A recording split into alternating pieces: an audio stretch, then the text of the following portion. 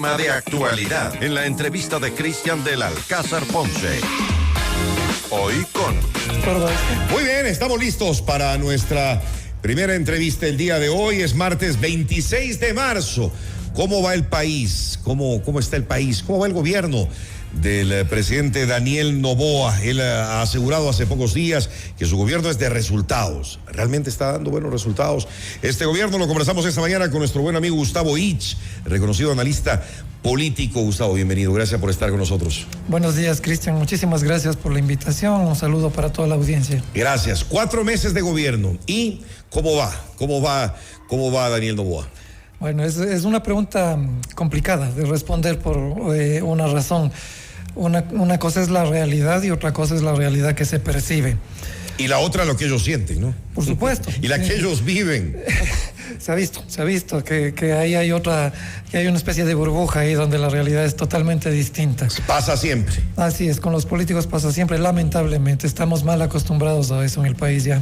Pero en general, ¿crees que el gobierno ha dado buenos pasos, ha hecho bien las cosas? Es un gobierno corto, ¿no? De apenas 15, 16 meses, poco el tiempo que tiene, y además que recibió un país en pésimas condiciones. Sí, así es. Ese, por ejemplo, es una de las dificultades que hay para ser muy objetivos permanentemente en el análisis, pero sí tratar de mantener objetividad en el seguimiento de lo que se hace o lo que se deja de hacer, lo que se informa o lo que no se informa, y eso es fundamental para la construcción de una democracia saludable como la que urge establecer aquí en el Ecuador. ¿Qué ha sido lo bueno en estos 4 meses de gobierno de Noboa? A ver, creo que el presidente es un presidente candidato. Y está clarísimo, ¿no? Está clarísimo que él lo que está viendo es lo que se viene después, y quedarse, como incluso dijo su esposa en una entrevista, 10 años. Parece que eso es lo que ellos están pensando, al menos en su núcleo familiar. Esperemos a ver qué pasa en el camino. Creo que ha logrado crear algunas percepciones importantes para su gobierno, entendiendo que es un gobierno de transición y que él es no solo presidente, sino que permanentemente un candidato. En eso le lleva mucha ventaja a los otros políticos, a los otros frentes, movimientos o partidos políticos. Tiene que equivocarse lo menos posible al ser un presidente candidato y con elecciones ya en menos de un año, en febrero 2025. Pero cuenta con recursos. Una cosa es no estar en la presidencia, porque la presidencia tiene una enorme capacidad de gestionar con organismos internacionales financiamiento para precisamente estructurar una percepción ciudadana en la que parecería que la crisis económica está siendo bien manejada, pero no, ahí lo que tenemos es un acuerdo con el Fondo Monetario Internacional, con los tenedores de la deuda, producto de eso el incremento del IVA, el anuncio de el retiro de subsidios, ya una reforma a las leyes del Instituto Ecuatoriano de Seguridad Social para aumentar el tiempo de jubilación y también el aporte de los ciudadanos, reducir el tamaño del Estado. Luego también ha logrado pasar, perdón que te interrumpa, Gustavo, sí. Ha logrado pasar una cantidad de leyes impresionantes en este tiempo, estas leyes económicas urgentes, sobre todo 5, ¿no? Valiéndose del estado de excepción en el que seguimos. Así es, 5, y valiéndose exactamente no solo del estado de excepción, sino también de que, lo que decía, la presidencia en cualquier circunstancia, bajo cualquier escenario, tiene una capacidad de gestión que no la tienen el resto de organismos que activan en la política. Pero ha sabido mover muy bien los hilos y hay que reconocerlo, sobre todo en su relación con la Asamblea. Sí, el Partido Social Cristiano, la Revolución Ciudadana han sido sus principales aliados, obviamente con el bloque de gobierno llamado de ADN, y eventualmente cuando le conviene o cuando es necesario con el grupo que dirige María Paula Romo. No le ha ido nada mal, ¿no? No, porque efectivamente estos grupos políticos, los partidos políticos, los actores políticos necesitan esos acuerdos, no ni siquiera de gobernabilidad, necesitan pactos que les permitan a ellos posicionarse en la coyuntura desarrollar sus propias estrategias en función de sus intereses particulares, y ahí lo que tenemos es una política donde se negocia todo lo que se pueda negociar, y todo el mundo en la asamblea está tratando de hacerlo, fundamentalmente esas fuerzas políticas muy conocidas, los socialcristianos, el correísmo, ADN y el otro grupo que acabo de mencionar. Uno de los puntos a favor del gobierno puede ser esta percepción de que ha mejorado el tema de la seguridad. Digo percepción porque veamos qué sucede cuando se termine ya el estado de excepción y las cosas cómo se pueden presentar, si vamos a volver a este tema caótico que vivimos hace algunos meses. Ya hemos tenido las noticias, las informaciones de lo sucedido el fin de semana, una alcaldesa que fue asesinada y otra vez hechos muy violentos que se vuelven a dar otra vez más. Así es, ha habido también la construcción de una corriente de opinión que percibe, que siente que la delincuencia por lo menos ha sido enfrentada, pero evidentemente ya los ecuatorianos han puesto de manifiesto su descontento porque no es suficiente lo que se ha hecho. A ver, estamos hablando de más de 10.000 detenidos, de los cuales solo 494 van a ser procesados. Y ya veremos. ¿Y cuántos de esos saldrán libres enseguida, no? Y ya veremos por qué salen libres. De pronto no estaban vinculados con la definición de terrorismo que utilizó el gobierno en el decreto 111. Seguramente. Para declarar el estado de excepción. Entonces lo que tenemos es una contención a la delincuencia, pero indudablemente no existe todavía una acción del gobierno lo suficientemente consistente dirigida a controlar a los grupos de delincuencia organizada y peor a los cárteles del narcotráfico. Es muy pronto para ser optimistas y decir que estamos ganando esta guerra como la ha denominado el gobierno. Totalmente. Esto ha tomado años en los países que han sufrido lo que nosotros estamos sufriendo y no han logrado superarlo. Estados Unidos vive una situación muy complicada precisamente porque es el país donde más droga se consume. Y la periferia, es decir, países como Colombia, México. Colombia empezó con esto en los 80s, México en los 90s, y hasta ahora han tenido que aprender a convivir con la delincuencia, con los grupos de delincuencia organizada, con la altísima violencia que desatan estos grupos.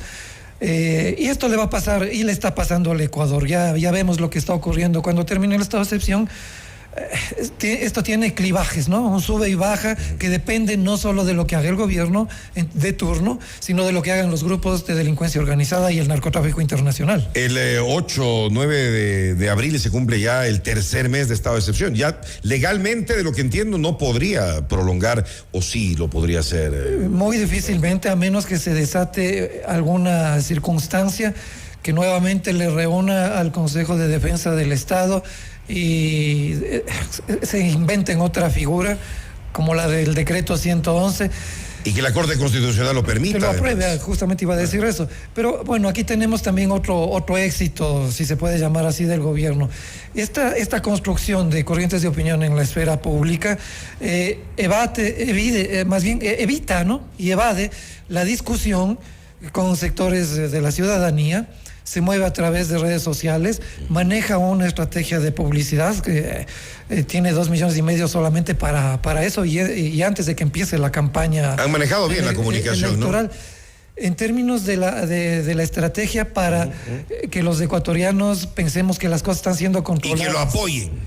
Sí, pero es un apoyo que ya tiene una leve tendencia a la baja. Porque mira, Gustavo, que llegó al 80% más de popularidad. ¿Cuánto tiempo podrá mantenerla? Podemos decir que el gobierno, sin ser maliciosos, ¿no? Pero sí, le salió bien lo de decretar el conflicto armado interno. Porque mira todo lo que ha logrado, la popularidad, las leyes que ha logrado pasar, incluso lograr subir el IVA al 15% y todos los otros impuestos o llamadas contribuciones especiales que nos están poniendo. Sí, hay que leer con mucho cuidado las encuestas y el origen de las encuestas y de los estudios de opinión. Evidentemente, en la circunstancia en la que se encontraba el país, haber formulado el decreto 111 y ubicado a las Fuerzas Armadas en apoyo a la policía en la calle, generó una ola de apoyo automático. A la fecha, 4 meses después, tenemos que el 97% de los ciudadanos siguen pensando que la delincuencia es el peor problema del país, seguido por la corrupción, luego el desempleo y luego la criminalidad y la impunidad. Están definitivamente conectados. Claro, al gobierno le puede haber salido en ese sentido bien las cosas, porque como decimos, lograron todo lo que querían. Pero mira, la crisis que está atravesando, la crisis económica, se ha ahondado más en estos 3 primeros meses que han sido terribles para la mayoría de empresas y la mayoría de negocios. Y vamos a ver qué sucede desde el 1 de abril con el incremento del IVA, y ojalá que no tengamos una subida de precios demasiado alta, una inflación que podría complicar más las cosas. Sí, mira, lo que no se dice en esa campaña de publicidad es cuánta gente está migrando del país. Y es mucha. Las cifras del INEC refieren que es similar o incluso podría ser mayor a la que generó la crisis bancaria de fines del 99. Tanto así. Tanto así. Mucha gente está cogiendo las maletas y se está yendo de aquí. Y empresas también. ¿Quién va a venir a invertir aquí hoy por hoy? Pues, por supuesto, Gustavo. 7 de cada 10 personas entrevistadas dicen que si tuvieran la posibilidad de emigrar al país, lo harían. El 63% de familias en los últimos 5 años ya tiene al menos una persona de su familia en condición de migrante. Qué desesperanza, ¿no? Por supuesto. Y mira, lo que no hay, aparte de que no existe ningún diálogo con la ciudadanía, sino solamente un acuerdo para repartirse beneficios en la asamblea, es la falta de una estrategia, primero de generación de empleo, de ponerle énfasis al estudio, a la investigación. Les ha quitado $162 millones a las universidades, y algo que es fundamental. ¿Qué va a pasar con los tratados de libre comercio cuando la mayor parte de gente no ha sido informada? 76 personas en la asamblea decidieron que se ejecuten o que se apruebe el acuerdo el tratado de libre comercio con China, pero los empresarios ecuatorianos no tienen hasta el momento una sola frase en la que el gobierno les diga vamos a protegerlos si es que la inserción de esos productos que no tienen competencia en el país por las condiciones mismas que estamos viviendo de la crisis económica y no pueden enfrentar una economía como la China, llegase a ocurrir. Eso no existe y eso es urgente para el gobierno. Es urgente hablar sobre el tema de la migración. Y en política internacional, Cristian, esto es impresentable. La Cancillería debería ser una entidad que asesore al régimen y que no le permita, mejor dicho, no establezca un espacio en el que el gobierno se equivoque constantemente.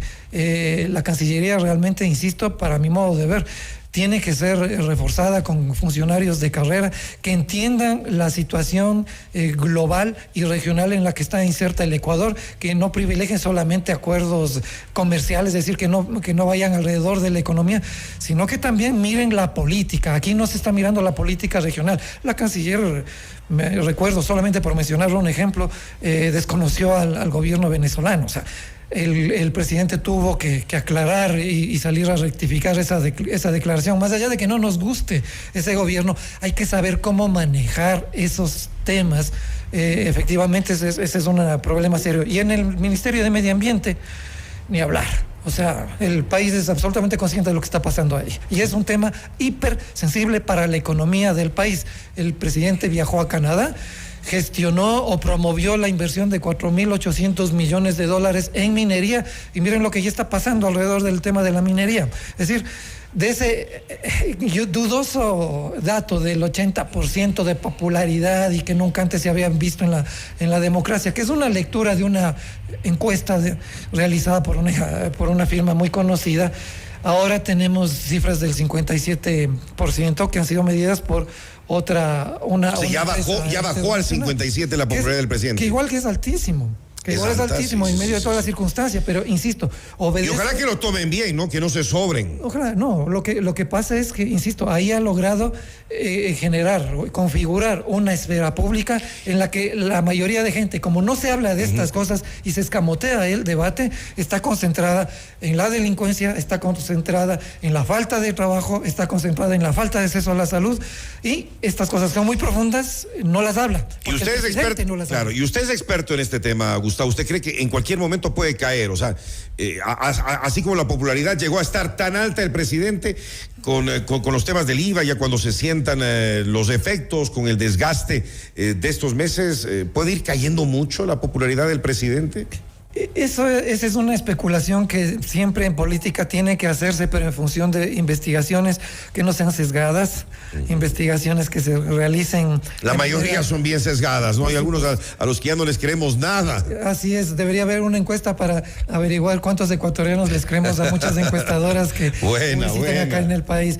Pero sí, esas investigaciones tienen que hacerse de manera regular, objetiva, para mirar cómo las coyunturas van cambiando y se va desarrollando, desplegando la política desde las distintas esferas. Mira, Cristian, que la popularidad del presidente es exactamente igual a la de la fiscal.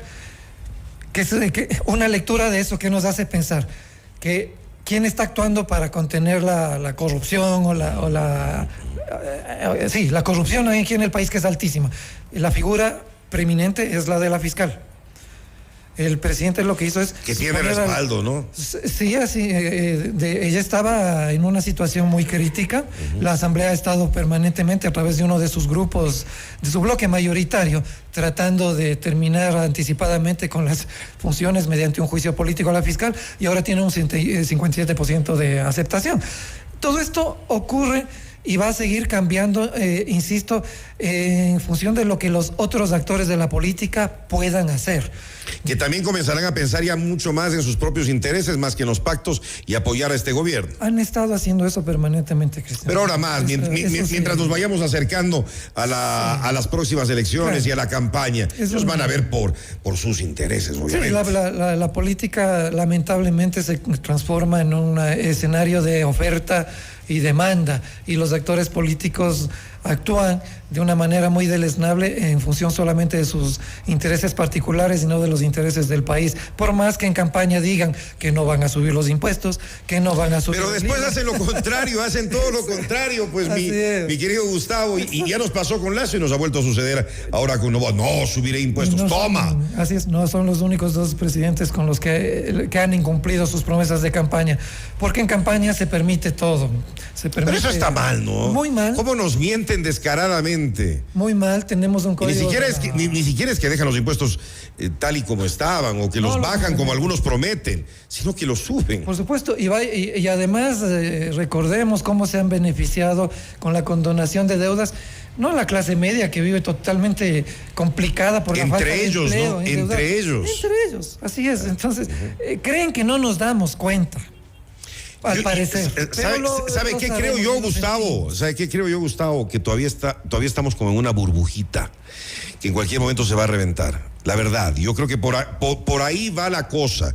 Y mucha gente, pues, está aplaudiendo todo sin darse cuenta de los efectos que todo esto puede tener. Desde la imagen internacional del país, que está tan golpeada, desde el aparato productivo que está en la lona sin miras a reactivarse. No hay política de inversión. Que es preocupante, con estas nuevas contribuciones especiales que tienen que pagar las empresas hasta fines de este mes y sin posibilidad de diferir ni siquiera los pagos, y con un IVA al 15%. Así es que esas medidas se implementaron concretamente en este gobierno en un momento en el que mal momento, ¿no? O sea, para ellos bueno, para ellos bueno, pero económicamente para la población muy mal momento. Y socialmente, Cristian, sí, económica y socialmente, porque estábamos atravesando un momento de crisis sistémica, y además con el agravante de la violencia y la criminalidad desatada por los grupos organizados y los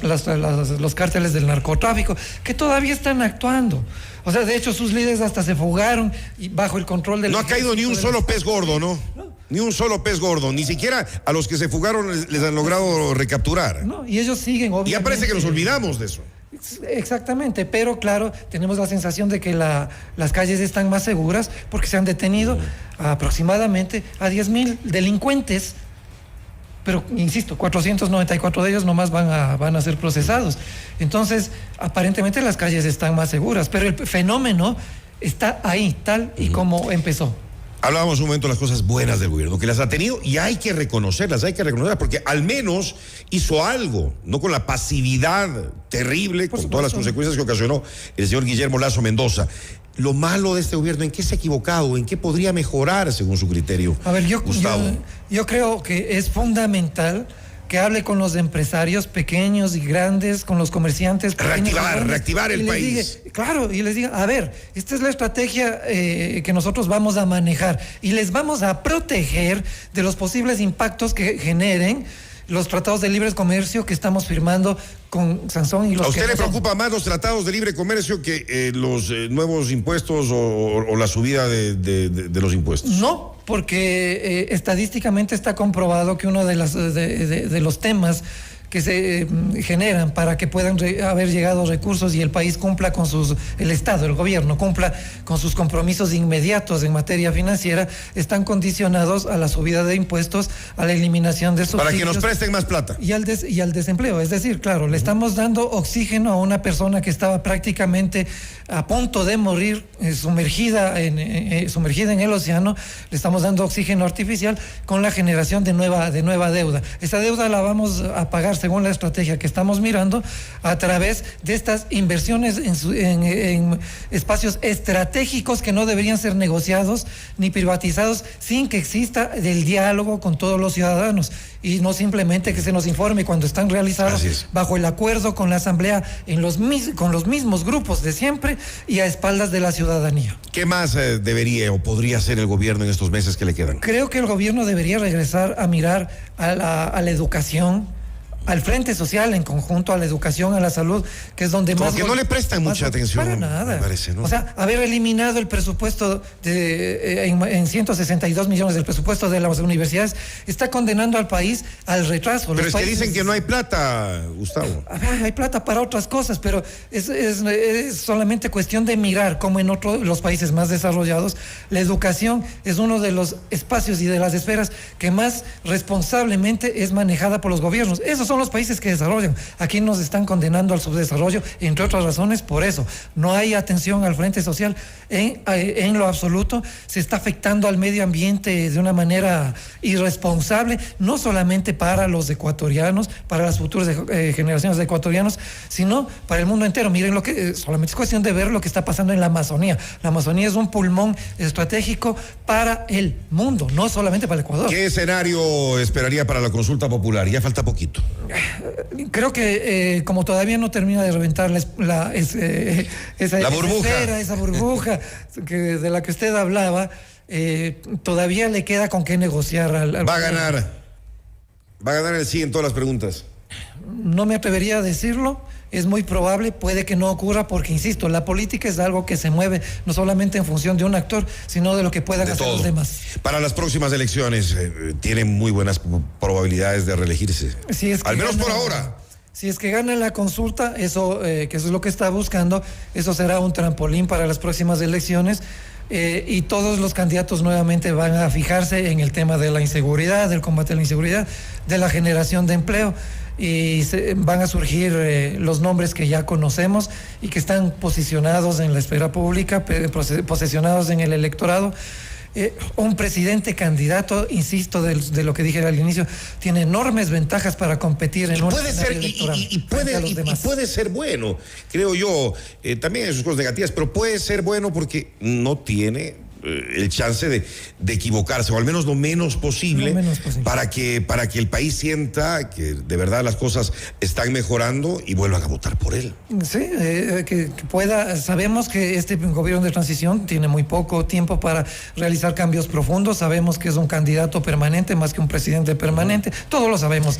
Así que ojalá y ponga énfasis en lo que señalamos que son debilidades que a todos nos están preocupando. Así es, y ojalá que le vaya bien, porque pues ahí está el presente y el futuro del país. O sea, que le vaya bien contando con los ciudadanos, con todos los ciudadanos. Claro, no que le vaya bien es solo a él, ¿no? No solamente a su grupo.